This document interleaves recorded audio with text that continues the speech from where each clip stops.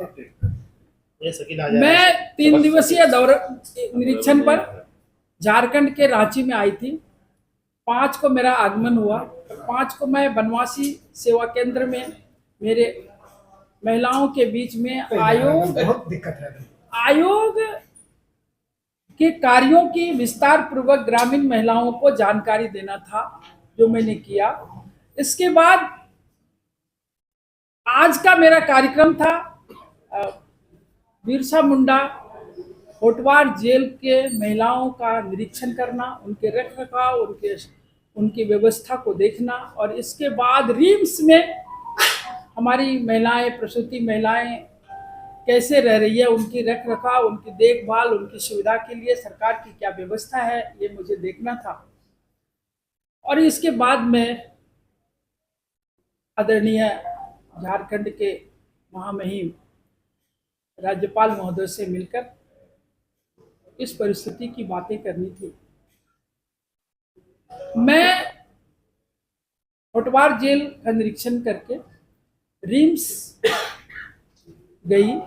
RIMS के director ने बताया कि सरकार ने मुझे कोई आयोग मेंबर आने वाली हैं, इनकी सूचना नहीं दी है। यह बहुत ही गंभीर बातें है कि सरकार आखिर झारखंड को कहाँ ले जाना चाहती है, झारखंड की महिलाओं के लिए क्या सोच रही है। मैं गोड्डा जिला से आती हूँ, मैं झारखंड की रहने वाली हूँ, और गोड्डा जिला के आए दिन घटना को जब मैं देखती हूँ, विदिन 15 दिन के अंदर आप देखेंगे कि 10 से 12 घटनाएं जघन्य अपराध हुई है। एक पिछले सप्ताह में सुंदर पहाड़ी के जोलो गांव में एक बच्ची के साथ 10 लड़के मिल करके दुष्कर्म किए, और उसकी घटना की जब मैं जांच की तो मुझे, जब पीड़िता से मैं जब बात की तो उसने बताई कि मेरे साथ जो जाजती हुआ वो तो अलग है, लेकिन सरकार के चुनिंदे अधिकारी ने मेरे साथ ऐसा किया कि मुझे महिला पुलिस तक बहाल नहीं किया। मुझे सारा बयान पुरुष के सामने रखना पड़ा। तब मैं, जब मेरे पास भी ला करके जब लाए थे तो मैं पूछी कि भाई महिला पुलिस क्यों नहीं है, तब मुझे बताए एसडीओ गोड्डा कि थाना में महिला पुलिस नहीं है। इससे बड़ा दुर्भाग्य इस राज्य के लिए कुछ नहीं हो सकता कि हमारी महिलाओं के लिए राज्य महिला आयोग नहीं है। मैं निरंतर, जब से मैं राष्ट्रीय महिला आयोग की मेंबर बनी, तब से मैं निरंतर पत्राचार के माध्यम से ये जानने की कोशिश की कि आखिर आयोग का गठन क्यों नहीं हो रहा है, महिलाओं की सुरक्षा के लिए क्या व्यवस्था है। आप आयोग का गठन करें या ना करें, लेकिन आप महिलाओं की सुरक्षा की क्या व्यवस्था की है।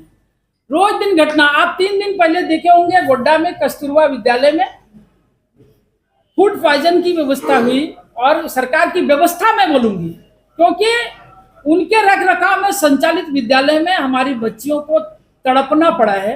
कितने की बहुत दुर्दशा स्थिति है, जो आज भी मैं उसके लिए काफी चिंतित हूँ। और राष्ट्रीय महिला आयोग ये चाहती है कि हमारी महिलाओं को सुरक्षा, उनकी प्रतिष्ठा का ख्याल, उनकी एक एक पढ़ाई से लेकर के ऊंचाई तक पहुंचाने की सारी व्यवस्था, आंगन से लेकर के उनके विद्यालय तक पहुंचने में जो बाधाएं आ रही है उसको सरकार देखे।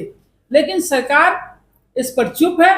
मैं कई बार पत्राचार की और मेरे पत्रों का जवाब नहीं मिला। तब मैं आपके माध्यम से यह कहना चाहती हूं कि आखिर सरकार महिलाओं के लिए क्या व्यवस्था सुनिश्चित की है, वो उनको बताना है।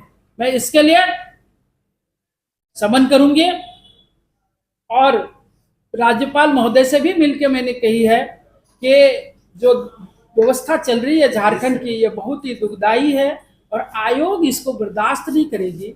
आयोग इसमें समन लेगी, और आयोग उनको भी मैं लिखित रूप से देने जा रही हूं, और सरकार से भी मैं लिखित रूप से अब इसलिए नहीं दूंगी कि मैं बार बार सरकार के द्वारा भेज चुकी हूं कि आप मुझे बताएं कि आप आयोग का गठन कब कर रहे हैं। पिछले सरकार में भी नहीं हुआ, इस सरकार में भी ध्यान नहीं है। आदिवासी लड़कियां अभी कल की अखबार में छपी है कि 2 आदिवासी लड़की मृतक पाई गई है, वो भी विद्यालय में पढ़ रही थी, 9th क्लास की स्टूडेंट है। वो है आपका सोनम प्रिया मुर्मू और नेहा हंसदा, ये दोनों मृतक मिली है। और मृतक के बारे में भी कोई जानकारी सरकार के चुनिंदे वहां देने के लिए तैयार नहीं है। पूरी तरह मरने के लिए यहाँ के बच्चियों को, यहाँ की महिलाओं को सिर्फ और सिर्फ ये समझना कि हम हमारे मन में जो आए हम करेंगे, ये आयोग बर्दाश्त नहीं करेंगे, आयोग इसमें समझ लेगी। और मैं भारत सरकार को भी इन सारी परिस्थितियों को मैं लिखित रूप से दूंगी। आज मैं आपके माध्यम से ये कहना चाहती हूं कि मैं इसकी एक एक महिलाओं की विषय वस्तु को गंभीरता से देखते हुए उनके तक पहुंचूंगी और सबों के पास जा करके पूरे रिपोर्ट बना करके मैं राष्ट्रपति को दूंगी और भारत सरकार को भी दूंगी और इस पे मैं कार्रवाई सुनिश्चित करूंगी। और जो इसमें दोषी पाए जाएंगे उसके लिए भी मैं सरकार से सिफारिश करूंगी कि आप इन पे न्याय दें हमारी महिलाओं को। और उनके जो राइट्स हैं उनको छीनने का अधिकार किसी भी सरकार को नहीं है। उनका जो मौलिक अधिकार है पढ़ने का, जीने का, अपने सम्मान के साथ जीने का, उनकी सुरक्षा का जिम्मेदारी सरकार को लेनी पड़ेगी। इसको सुनिश्चित करना होगा। मैं आपके माध्यम से ये बातें रखना चाहती हूँ। मैडम होटवार जेल गए थे, जेल में जो व्यवस्था है वो काफी दीवार जर्जर है, बाथरूम जो होना चाहिए महिलाओं के लिए वो सुनिश्चित नहीं है। मैं कई बातों को कह चुकी हूँ वहां भी, और पिछले साल भी मैं गई थी, लेकिन कोई बदलाव उसमें नहीं आया है। रिम्स में मैं पहले बता चुकी हूँ कि रिम्स के डायरेक्टर ने बताया कि मुझे कोई आयोग मेंबर आने की सूचना नहीं है, तो मैं वहां पर निरीक्षण नहीं की। और मैं इसका कि क्यों नहीं मिला उनको लेटर, उनको क्यों नहीं पत्राचार के माध्यम से सूचना गया। मैं अपने लाइजनिंग ऑफिसर से भी, अर्चना एक्का को दिया गया, उनसे भी मैं बात की, तो उन्होंने भी कहा कि मेरी गलती हुई। लेकिन गलती करना और गलती जान के करना दोनों में बहुत डिफरेंस है। मैडम झारखंड में राज्य महिला आयोग नहीं है, इसके लिए आप क्या करेंगे? उसी की तो बात मैं अभी गवर्नर साहब से करिएगा क्या? मैं इस पर सरकार को लिखित रूप से दी हूं और उस पत्र के एक एक पत्र को डालते हुए मैं इसमें समझ लूंगी और बुलाऊंगी दिल्ली और अपने कार्यालय में सुनवाई करूंगी कि आखिर क्या परिस्थिति है जो सरकार राज्य महिला आयोग का गठन नहीं कर रही है, बाल आयोग का गठन नहीं कर रही है, ट्राइबल आयोग का गठन नहीं कर रही है। क्या परिस्थिति ऐसी आई है, इसकी पूरी जानकारी आयोग को चाहिए।